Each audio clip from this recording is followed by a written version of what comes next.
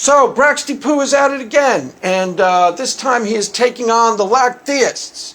And this is Thursday when I'm actually making this video. I probably won't post it right away, so this will probably be a week later by the time you're hearing it.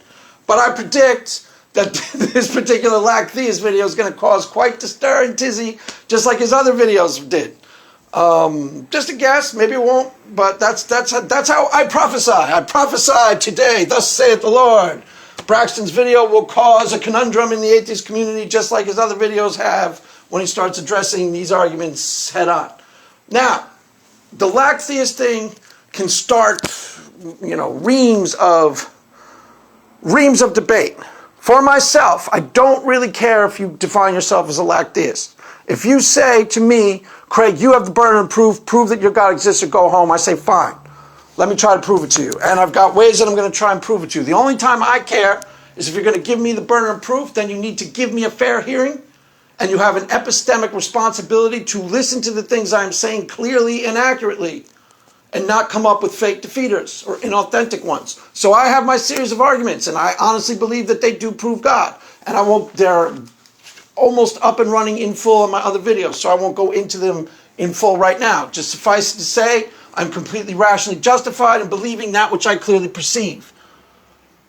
I'm completely rationally justified in believing that which I clearly perceive. So you say to me, well, how do you differentiate between the perception and a figment of your imagination? Well, I have other people, my wife included, and 100 at least that I can call up in the LA area who perceive the same external agent that I perceive. So if I see X in the parking lot, I'm 100 times I'm rationally justified to believe in X. Why? Because normally speaking, my senses evidence the world to me as it actually occurs, and they aren't in the business of deceiving me. And seeing something with my own eyes or perceiving something directly is 100 times evidence in favor of its actuality. That's the starting point. And then to differentiate between my imagination and something that is actually there, I have other people who can perceive it too. The only discrepancy here, 100 other people I can call up in the LA area who will perceive it too, promise. I promise that's true. The only discrepancy here is there are people listening to me who label themselves as atheist or agnostic. So they will say, for whatever reason, those people cannot or will not perceive what I perceive. That's it. That's the discrepancy. They cannot or will not perceive what I clearly perceive, and I can find 100 people who clearly perceive. I am not every Christian under the sun. And not every Christian makes the same claim I do. That's a very different claim than most of the Christian claims you'll hear out there. But take it to its logical conclusion, I honestly believe that I can prove what I'm talking about. So that's the route I go. Now, it's a mouthful, and I shouldn't have even brought it up, but, that's why I don't really care if you become a Lacktheist and give me the burden of proof. Don't care. Just if you're listening to me, don't try and undercut my position in ways that are inauthentic and fake. Give me a fair hearing, and I believe that I can prove it to pretty much anybody. Honestly, really do. Really, really, really do. So, moving right along. If you are a Lacktheist, recognize, and I think this is the nub of what Braxton is trying to get at. Braxton Poo is making some really solidly good points. That is why he is causing some of the stir he's causing. Some people say he's doing other things. I guess people think he's strawmanning or whatever. There are parts of this where he's getting it right. And there are parts of this where he is, zeroing in on something that is relatively important and addressing it correctly. And with his argument with Santa Claus versus the Lacktheist, I thought he was nailing something that is actually really somewhat important to recognize. If you call yourself a Lacktheist, okay, that generally implies, once upon a time I didn't believe in God. I would have called myself an agnostic. Now, if you asked me at the time, I was like 25 years old, do you believe in God? I'd say, no, probably not. And I would have answered probably like an atheist. Said, why not, Craig? I don't really think there's any real evidence for God. I've never really experienced God. Okay, fair enough. Now, most people would define me as an atheist according to Lacktheist because of that. Would I have defined myself as an atheist? Nah. Probably would have said I was an agnostic. But do you see how I could have easily been put under, then you're an atheist? Somebody might have said that to me. If I known Twitter atheist back then. There was no Twitter back then. We drove horse and buggies to people's apartments and talked in real life. It was weird. It was really weird. We talked I would meet people in the actual, I'd go to their apartments and I'd go to actual bars and I'd talk to people in the real world. It was a very strange time. It really was. But there weren't any atheists in my circle. There weren't that many atheists around. This was the 90s.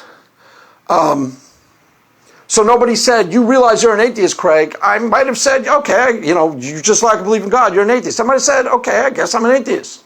Wouldn't have really cared all that much. If you had asked me at the time, in a way I was an agnostic in the classic sense. I really didn't care about all that much whether there was a God or not. Really didn't. Is there a God, Craig? I don't know. I don't care. That's how I would have answered you for the most part. Is there a party tonight? Is there girls? Are there going to be girls there? And there's going to be alcohol. That's really all I cared about. Is there good times to be had? And where are those good times? And where's the party? That's it. That's about where my head was at. That's really shallow, Craig. Well, whatever. It's a young man. It's a dumb young man. What do you want from me? Now, what he is trying to point out, or what you should recognize about a Lacktheist if you so label yourself. First of all, you're not telling us anything about the ontology. You are playing burden of proof tennis, as Shannon said, and that's a good way of describing it. I don't care if you play burden of proof tennis. I just want you to see this for your own edification. This isn't for me. I'm not making videos for myself. I don't care who you are or what you believe. This is for your own edification if you define yourself as a Lacktheist. If I say to you, are you an atheist? You say all atheism means a lack of belief in God. Then you're a Lacktheist. It is not telling us anything about the ontology at all. It is just telling us about your psychological relationship to the proposition God does not exist. I don't believe it. Okay, great. That's all it's telling us. So yes, you are dodging the burden of proof. But as Braxton is trying to get you to illumine for you, many of those same people, and I thought this Santa analogy is pretty good, will tell you that God is akin to something like Santa Claus. Okay, see the disconnect there. And see it clearly for what it is. If I ask you, does Santa Claus exist? Will any of you say, I simply lack a belief in Santa Claus? No. You will flat out say, every single person listening will say flat out, no, Santa Claus does not exist. And if I say, are you willing to debate me on that? In other words, to adopt some burden of proof in that, you wouldn't hesitate. Wouldn't hesitate. Of course. Of course I'm willing to debate. Debate me, bro. You don't think Santa exists? Debate me, bro. You'd be like, yeah, okay, let's debate. And you probably win the debate. You wouldn't even hesitate. You wouldn't think about it twice. That's all he's asking you to see. Why? Because you really strongly don't believe in Santa Claus. You're almost positive, or you are positive, that Santa Claus does not exist. Now you feign, and he didn't use that word, I'm using that word, feign to yourself the same type of positive, like God does not exist intensity. You do feign. I don't think you could possibly be that confident in the position. Why? Because I'm almost positive God does exist, as I explained and as I will try to prove in other videos, and pretty sure I will successfully be able to prove. Hallelujah. Thank God. Thank you, Jesus. I will leave that aside. That's controversial, Craig. I apologize for saying that. I apologize for pointing out the obvious. But I don't think you can possibly be that confident that God does not exist. But furthermore, examine your own confidence level. If you really are that positive, then do us all a favor and prove to us that God does not exist, so we can all call it, so we, the poor deluded Christians, can all call it a day and go home. Well, thank God I don't have to do this anymore. What? God doesn't exist, great. It's not a really successful business model, guys. I'm trying to collect tithes off of people. It's not a good business model if God does not exist. It's only going to get so far, right? So if you're actually positive, as you would be positive, that Santa Claus does not exist, and if you think you're that positive about God not existing, think again. Really examine the proposition God does not exist. Really examine it and try to rationally justify it, prove it all to us so we can go home and call it a day. Liken it to Santa Claus. Not a single person listening to me would hesitate for 1 second to adopt the burden of proof to debate that Santa Claus does not exist. You wouldn't even bother to think about it. You go, yes, I will debate you, bro. I will debate you, bro, on Santa Claus's existence. Santa Claus does not exist. Are you positive? You'd say, yeah, I'm almost positive. Debate me, bro. And you'd win that debate. And you'd think about it for 5 minutes. Okay, so you say there's as little evidence for God as there is for Santa Claus. A lot of you actually say that. It's not even close to true. There's never, for Santa Claus, for example, there is never now, nor has there ever been at any time ever in recorded history, a Christmas present that has appeared under the Christmas tree that cannot be accounted for by either a family member or a sibling, or an uncle, or, you know, or the uncle in jail. I don't know, uncle in jail for some reason. What's that? Those are razor blades from your uncle in jail. I don't know, just how my mind works. It's weird. Or there's never once now ever appeared, even once in recorded history, a mysterious package that can't be accounted for by some other means. Oh, that's from mom and dad, that's from my sisters. The second that does happen, that would constitute some evidence for Santa Claus. Okay, there's millions of reports of miraculous interventions in life. Millions. Some are actually have made the annals of history itself. Go read about the miracle of Dunkirk if you don't believe me. The miracle of Dunkirk. I didn't call it that. I didn't. The miracle of Dunkirk. That's just one. I can name millions. I can name thousands. And if you say, well, they can all be accounted for, you haven't really investigated. Because you can easily investigate today some that are really hard to shake off. Really, really, truly hard to shake off. The miracle of Dunkirk, framed correctly, would be hard to shake off. Honestly. But, you know, that's for another day. So, the only point I'm trying to make is if you really think, truly, that there's as little evidence for God as there is for Santa Claus, you are probably not framing it properly to yourself. You're probably not steelmanning Christian positions and not honestly investigating the data, you know, with any amount of, like, let me challenge myself, rather than these middle Christians. That's all he is asking you to see. There's a disconnect between all atheism means is a lack of belief in God, which implies a very, very soft type of atheism. It means I'm just kind of not certain that God exists, but if you show me some evidence, you know, I'd be willing to believe, which some of you say. And then I accept that and start trying to show you the evidence. You start immediately trying to undercut my position. I swear to God. Immediately trying to debunk, dismiss, discredit. I swear to God, that's what happens. There's a lot of atheist triumphalism out there, guys. And it's totally disconnected from how much you are actually willing to defend. You're only willing to argue a couple of things and pretend that they're slam dunks against the entire ontology when they're irrelevant. I'm not sure if that quite made sense.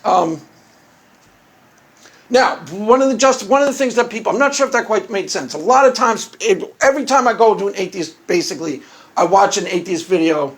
Happened when I was watching Shannon's last video on Braxton. You know, there's almost every single time an atheist, usually it's someone I don't know, usually it's an annoying atheist, will square off against me and challenge me, debate me, bro, in a chat. I swear it happens almost every time. Happens so frequently that a lot of times I will watch atheist videos and not comment. Why? Because I don't really feel like debating some imbecile. Really don't. Not there to debate some imbecile. I never square off against anybody in public. I never go like debate me bro to anybody and start trying to challenge people for no reason. Ever. But a lot of atheists do it all the time. And what they think they mean by the things they say, I have no idea. One guy was like, I swear to God, he starts telling me, like, it's a good thing we have so much evidence that Christianity isn't true. And I'm like, okay, whatever. If you honestly think, if you are honest about how strongly you think God does not exist, do yourself a favor, do us all a favor, try and rationally justify that proposition, God does not exist. You will find it well nigh impossible. That's my point. You will find it well nigh impossible. And then you will say, well, God isn't falsifiable. This is not true. God models are falsifiable, guys. Promise. That's the entire predicate of the logical problem of evil. Is that there's the world as it currently is, the world as it currently constitutes, the world as it actually occurs, and is it reconcilable to this iteration of the Christian God? Hence, falsifiable. No, it's not. Hence, falsifiable. That's all I'm trying to say. I'm not saying it's a great argument against God. I'm just trying to point out that the same people who tell you God isn't falsifiable, 2 videos later, usually, will try to falsify the proposition God exists based on the problem of evil. Because God models are falsifiable. They have to line up with the world as it actually occurs. So there's the world that we all inhabit, that we live in and, you know, participate in, and we all know things about it. That was the other thing that Braxton was trying to say with his other video. This is the world that we all inhabit, and there are facts about this world that we all agree are facts. What is a better way to account for those facts? He said explain. You shouldn't use the word explain. Why? Because it throws all the atheists into this tizzy about, you know, there's no explanatory power in Christianity at all. The explanatory power, and they think they sound like scientists. I swear, he throws them into a tizzy. How he should have said it, and it was a really good point, and I've pointed out in other videos, how he should have said is there are facts about the world that we all currently agree are facts.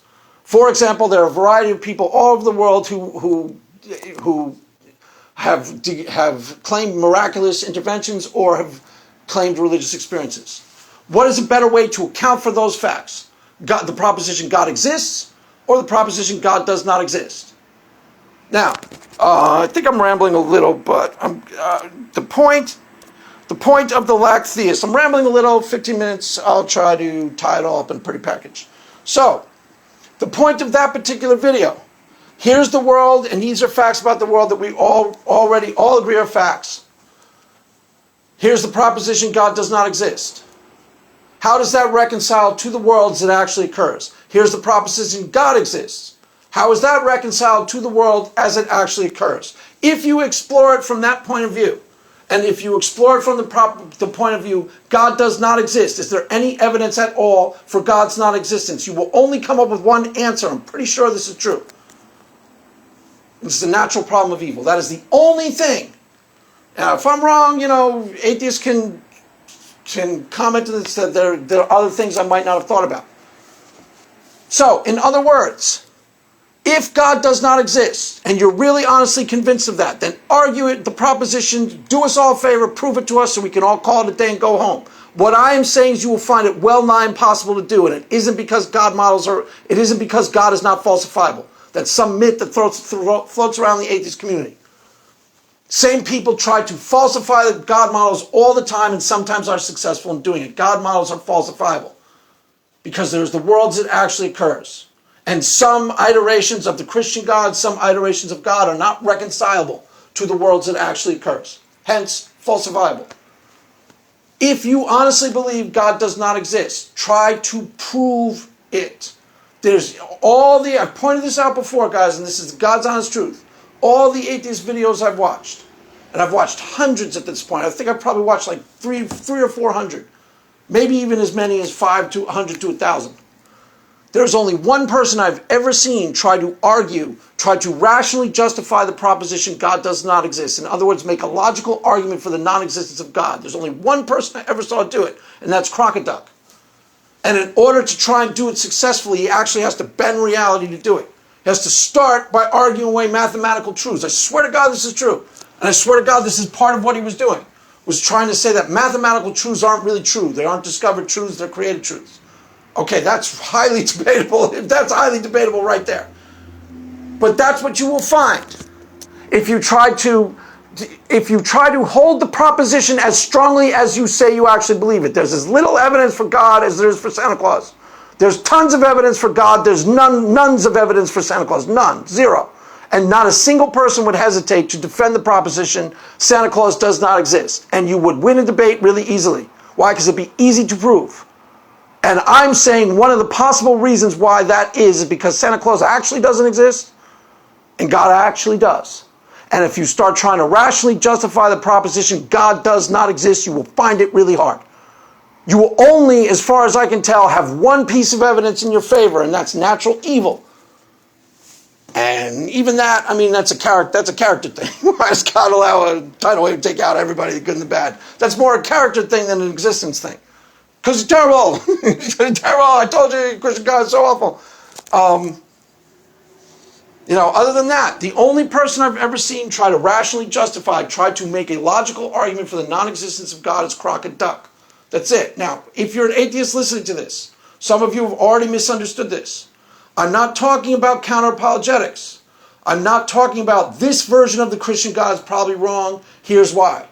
That's not rationally justifying the proposition God does not exist. That's not an argument for the non-existence of God. It's not. It's this version of that's a counter-apologetic. That's arguing against a certain iteration of the Christian God. All atheists do that. Every one of you does that, and sometimes successfully. Why? Because some of the Christian gods, the God models out there probably aren't right. So you sometimes argue against this particular God model successfully.